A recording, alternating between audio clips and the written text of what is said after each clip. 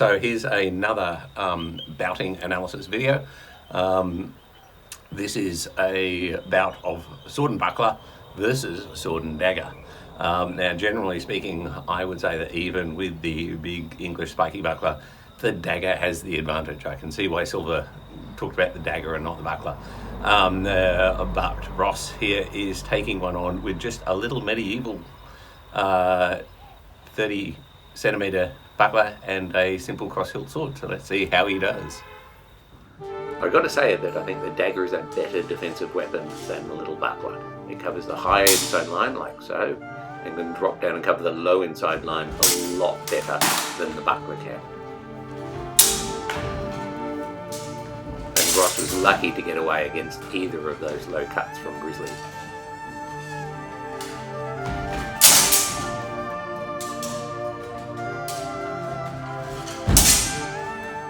The small buckler is, however, very agile, so Ross is able to fend off Grizzly's flurry of blows there, and they will snipe there quite effectively.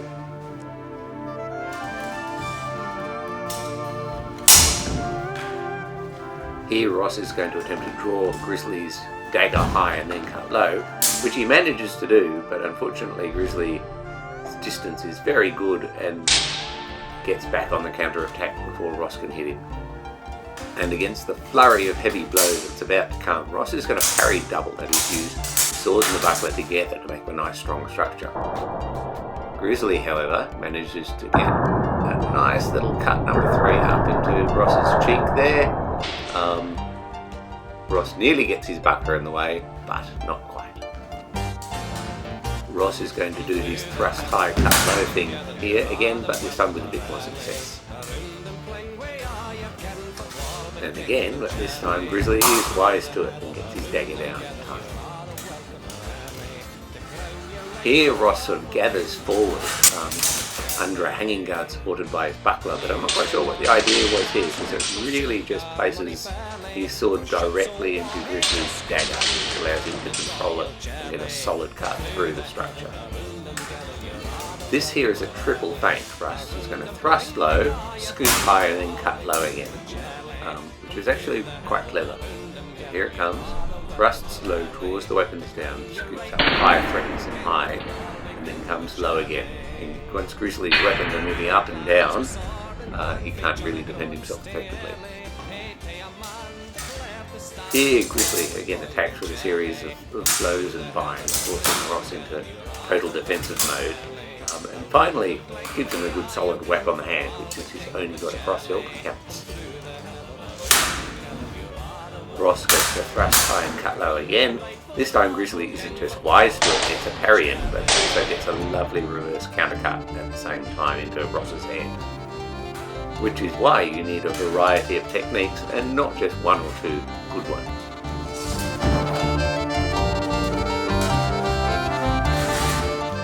In this flurry, both fighters are sort of relying on their offhand weapon to protect them high while concentrating on cutting low underneath the offhand weapon at the belly. Nice recovery there from Grizzly, and he finally gets the hit because he does a feint in the middle of fullback.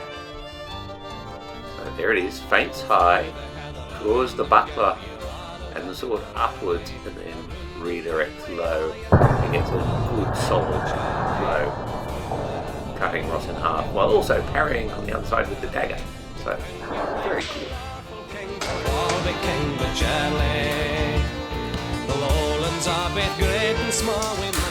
Here, after another flurry, Grizzly gets a good classic outside dagger bind on Ross's sword, there it is, and gets a reverse cut in this case onto his arm.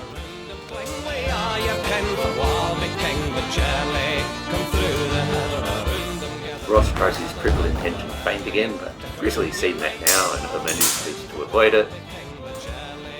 And there was a little bit of a double in there.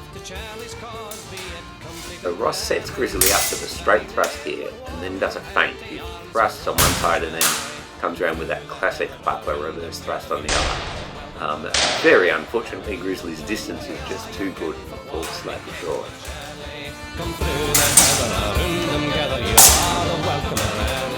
Both fighters are getting tired here. Ross ends up getting a little tap on his hand again, moving into a hanging guard. Ross then does his thrust high, cut low again. This time, however, he does it really well because he doesn't do it as a feint.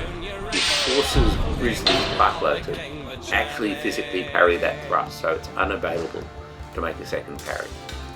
And with good use of distances, manages to whack Grizzly on the head as he wades forward. Grizzly gets a nice dagger parry there, sweeping it away to his inside.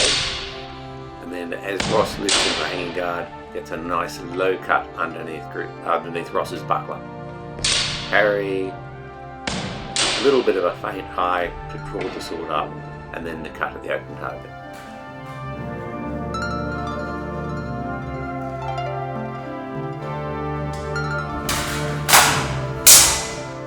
I said I thought the dagger was a better defensive weapon, and the main reason is its ability to bind the other person's sword, and here's a really good example.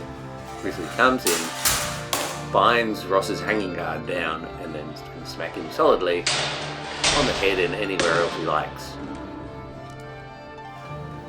And to finish off something slightly unconventional, so Ross does a downright blow and then tries to recover backwards with sort of rising false edge expulsion. Grizzly slips the blow and comes in with a false edge cut to Ross's side, and then manages to roll that into an outside guard to take Ross's blow as it comes back down. And now they're both very tired.